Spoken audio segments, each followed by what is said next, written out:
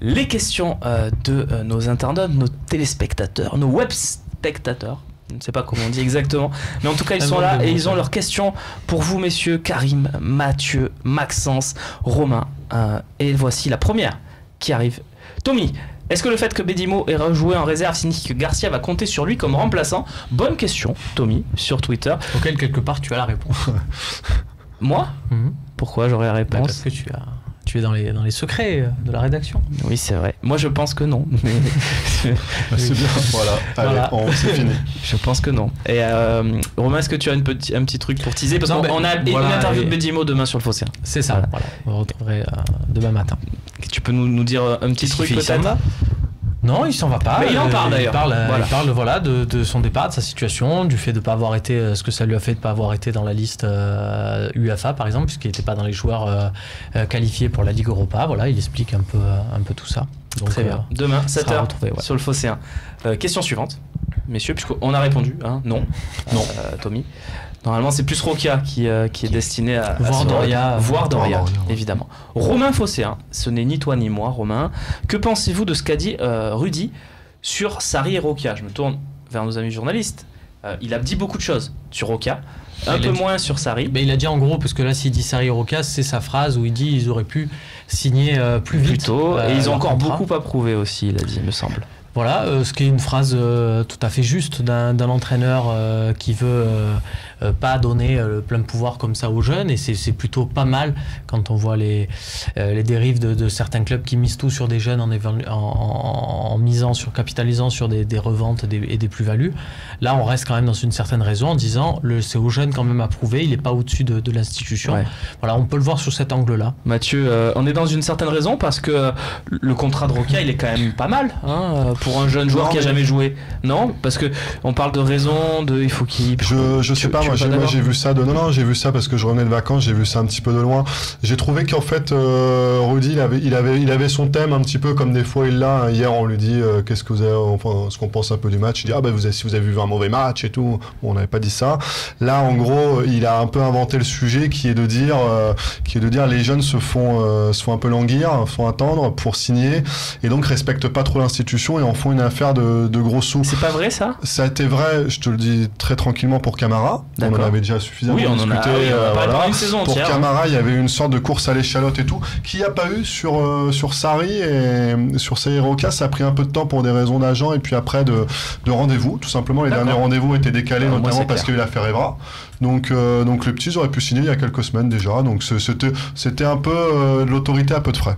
Je pense qu'il y a aussi un truc, c'est une question de contexte. C'est-à-dire que Rudy Garcia, il arrive de clubs comme à Lille, comme à l'AS Roma, où quand un jeune ne signe pas, c'est entre guillemets forcément de la faute du jeune. Et c'est perçu comme ça de toute façon dans ces clubs-là. Et là, on arrive à l'OM, qui n'est pas un club formateur, avec beaucoup de soucis. On n'a pas besoin d'y revenir à la formation. Ouais. Et donc, du coup, des fois, les jeunes qui ne signent pas l'OM sortent avec, entre guillemets, gain de cause dans l'opinion générale, dans la bataille médiatique. Et donc, du coup, ça permet des négociations un peu où il y a des positions, des jeux de négociation beaucoup plus longs.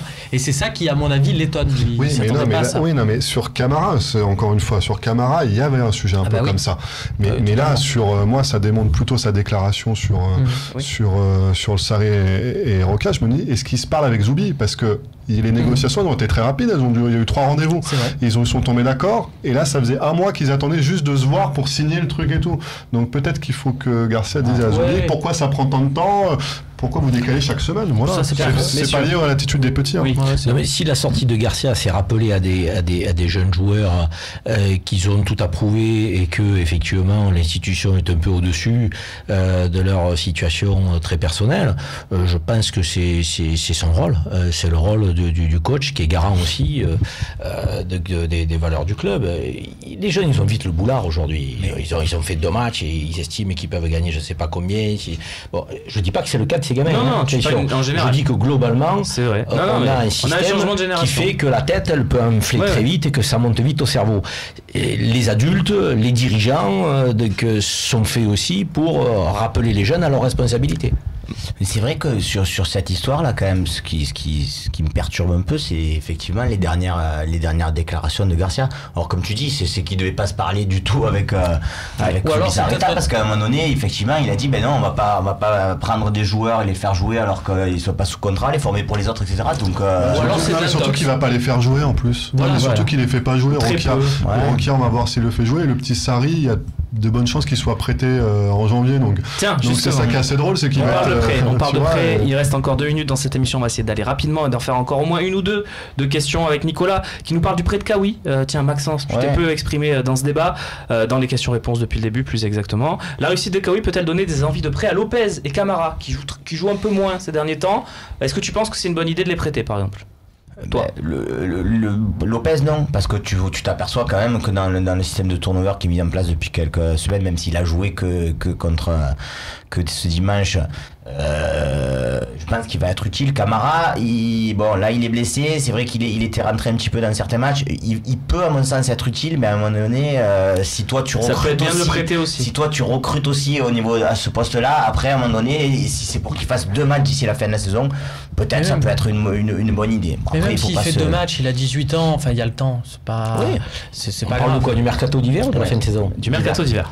Pour moi, mercato d'hiver, c'est 2 garçons, il faut les conserver. Très bien. Kawi, il est arrivé assez tôt, mais même Kawi, il est arrivé assez tôt à 3, il a eu le temps de s'acclimater, il a eu un truc. Mercato d'hiver, c'est différent. Journal des prêtés demain. En tout cas, mais Kawi, ça donne surtout des idées par exemple à Monaco, parce qu'il y a beaucoup de jeunes à Monaco qui ont refusé d'aller à 3.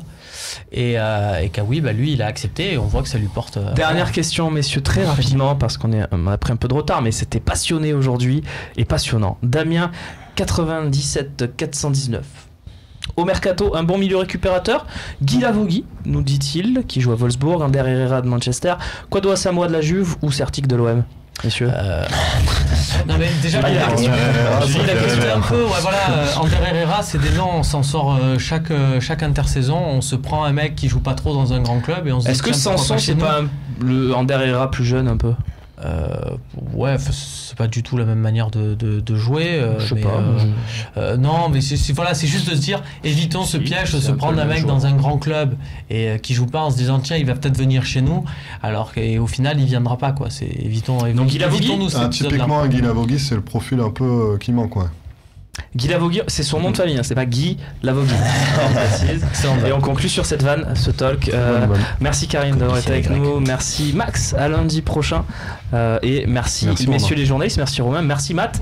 Peut-être, qu'est-ce qui se passe dans l'équipe demain matin? Il y a quelque chose Non, demain on s'intéresse à la course au podium, qui est vraiment relancée avec Lyon, Marseille et Monaco en un point. Je passe le bonjour à Nico Détanneur, qui est un restaurateur de la Butte au Caille. Il est entouré à Paris de Parisiens, et pourtant il défend fièrement les couleurs de l'OM et il regarde le fossé. 2 messages pour finir. Félicitations à Camille à la réalisation ce soir qui a été impeccable, et un bon anniversaire à Papy G, un fidèle du talk évidemment.